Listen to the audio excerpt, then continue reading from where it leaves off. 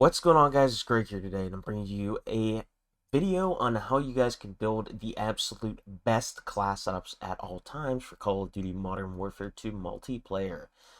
So today I wanted to show you guys this tool that has recently come to my attention. I used to actually use this back in the day for Battlefield to better understand weapons and attachments, but it seems that they have expanded to Call of Duty and the gunsmith. Now, this is a work in progress at the time making this video, so it's not 100% complete, and there are some missing things, but if you miss seeing detailed statistics of weapons, here you are. You can see them now. So anyways, I'm going to show you guys how to use this and how you can optimize your class setups, and I'm going to do it with a 74U just because I feel like I haven't really went over this gun before with a good class setup and all that kind of stuff, and I want to show you guys how I build my 74U based off of this information. So today here, as you guys can see, there is a thing right here to let you know. It's a little disclaimer: attachment, movement, speed, recoil, and sway stats now working. I'm not so sure about the sway stats. I haven't really seen much about the sway changing, which I think is maybe they're still working on the sway stats. Hipfire stats are missing, and some attachments may appear in the wrong slot. So this is a work in progress, so later down the road this will be complete compared to now, and you can even share your loadouts to other people. But anyways, this is the thing that you guys probably wanted to see, and that is going to be the overall weapon stats, so you guys can see the fire rate, the muzzle velocity, your reload, the tactical sprint, sprint speed, strafing speed when you're ADS strafe speed, tactical sprint to fire times, ADS time, recoil, right? And this is basically the base recoil. So I want to focus a little bit on this real quick because this one isn't in, like how this is in milliseconds. We have muzzle velocity in milliseconds and all that kind of stuff.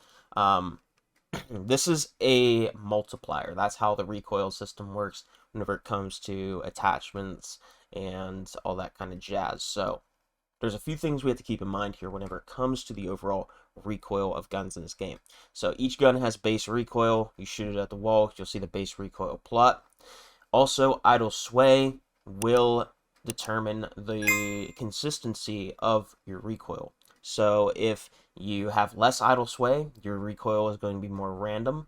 If you have, or I should say, if you have more idle sway, right, it's going to be more random. If you have less idle sway, then the recoil plot is going to be tighter, and you're overall going to see that your horizontal recoil even is much easier to control. So just wanted to let you guys keep that in mind. Anyways, this will give you the damage values based off of the various limbs, torso, chest, neck, all that kind of stuff. You'll be able to see that here. And let's go ahead and talk about attachments. So first things first, I wanted to show you guys the stockless attachment. The stockless attachment is really bad in this game. So these gains that you get for your movement is okay, I mean, it's nothing really crazy that you would think you would get for something that's gonna double your recoil. Okay, view kick. If I'm not really sure on what view kick is. Maybe that is visual recoil, but gun kick is the actual recoil that you're gonna perceive and that you're gonna see on your recoil pattern. And as you guys can see, it's over doubled with the stockless attachment. So the stockless attachment, the gains on here are really, I mean, it speeds it up a little bit, but why would you want to double your recoil? So yeah, I just thought that one was funny because that is not balanced at all. I think they should buff the stockless attachment. I guess they just really hate aggressive players. But anyways, so here's something that I hope they add is the ADS time whenever you're doing a tac sprint jump around a corner and you're trying to camera someone, because I can't really demonstrate this right now, but I just want to explain something to you guys real quick. So I like to run the Marquise R7 stock on my 74U, and if you notice here, it's only an 8 millisecond ADS time increase. Now, one of the things I didn't know is it actually increases your tactical sprint speed, which is pretty cool. Just by a little wee bit, though, nothing crazy. And you guys can see this harms our recoil just a little bit, not too much.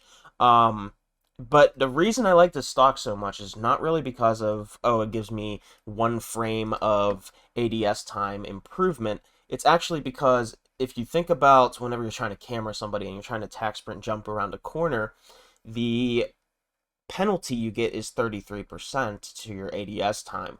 So if we take away 8 milliseconds and we do the calculation of 33% additional ADS time compared to without that 8 millisecond decrease, it's going to be a much bigger margin than what you see if you're just doing a regular sprint. So you got to keep that in mind whenever you're making your classes, if you're going to play aggressive in that nature. Just wanted to explain that to you real quick and all that. Anyways, so first things first, muzzles are the best recoil control attachments in the game, and you'll be able to see what each different one does here. So we can see we have quite a bit to choose from, and I'm gonna be honest with you guys.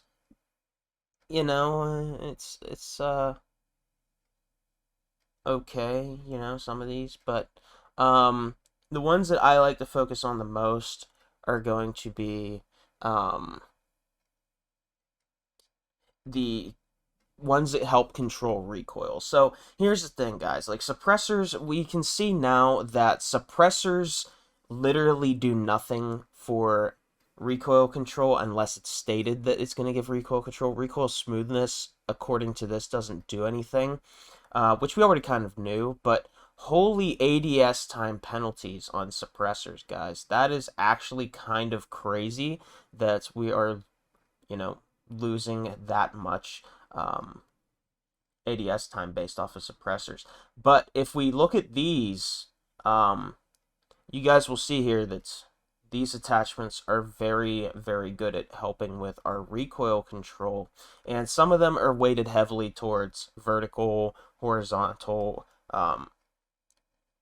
So as you guys can see here, some of these attachments, they might seem like they do the same thing whenever you look at the in-game stat bars, but you guys can see here that they are doing much different things than what the game is trying to tell you it's doing. So for me, I like the RF Crown 50 on the 74U, either that or even the Komodo Heavy, because of horizontal recoil. These are like your best bets at taking away horizontal recoil, and we can see here that even the Castle Compensator is really nice because it takes away quite a bit of horizontal recoil. But if you want a little bit more of a balance between horizontal and vertical, then the RF Crown 50 is going to be our go-to. And as we can see here, this drastically improves our recoil, which is generally why I run a muzzle on every single gun, because these have the best recoil handling properties in the game. If we look at like something like the short tack, we could see here that we're going to really harm our mobility, and we're not going to gain much of a recoil reduction, and we don't even really gain all that much muzzle velocity. So for me personally, I would rather use something like high velocity over that, because we're going to gain 260 meters per second, and that's going to bring us up to 850 meters per second bullet velocity, which is really good for something like a 74U, especially for the ranges we're going to be using it at. So I would say that it's going to make it feel like hit scan out to even like extended ranges. So, you know, for me, this is our starting 74U build, right? And another one I like to use is the Lock Grip Precision 40, because, I mean, it doesn't really add too much ADS, okay? And on top of that, we're going to gain quite a bit of recoil control from it. And it doesn't have a lot of downsides. Now, it's not as good as hip firing and all that jazz as, you know, maybe the Merc 4 Grip or the VX Pineapple or something of that nature. But you guys can see here also what the horizontal underbarrels do. Now, there is one thing that I do want to tell you guys about the horizontal recoil control underbarrels, is that they also come with aiming stability, which further tightens up our horizontal recoil, makes the gun a lot more versatile. So if you're going to be going closer quarters, I would say something like a vertical foregrip is going to be better because you don't have to worry about idle sway as much whenever you're doing closer quarters. But at longer ranges, I would say that if you're trying to really extend your ranges with your gun, then opting for one of these that's going to help you out with your idle sway is very important. So we can see here now that we are seeing a significant reduction to our recoil, even with something that is harming our recoil, such as the MWII R7 stock. So we can see that overall, we could select this attachment, and we don't have to worry about it harming our recoil too much. I mean, if we take it off, we can see that our recoil is definitely even easier to control, but I think, overall, like, 80% of the recoil that we originally had is plentiful for a gun that we're going to be using, especially in closer quarters. And then finally, I also put something else on that is going to harm our recoil just a little bit more, and that is going to be the True Tack grip, just so we can get a little bit more ADS and sprint to fire and tack sprint and all that kind of jazz. And this is going to help with our sprint to fire. That's basically what I'm really going for with this, get it under 200 meters per second, since we are going to be playing a little bit more aggressively with this gun. And we can see here that, our final stats, that is plenty, especially for the 74U. We're not really be trying to use this thing across the map.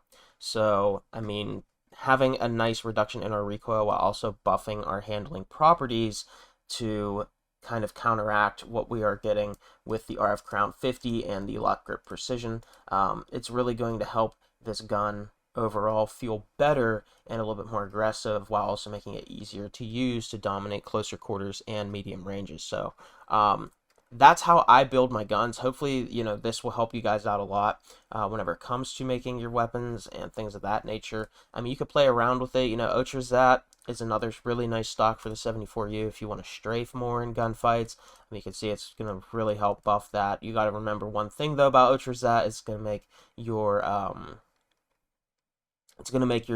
idle sway worse than the MWII R7.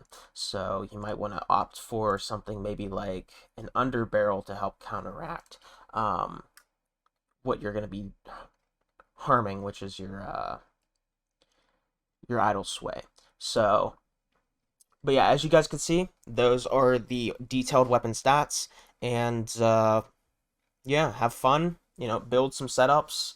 And this will overall help you make smarter decisions whenever it comes to building your class setups. Anyways, hopefully you guys enjoyed, and I'll see you on the next one. Peace out.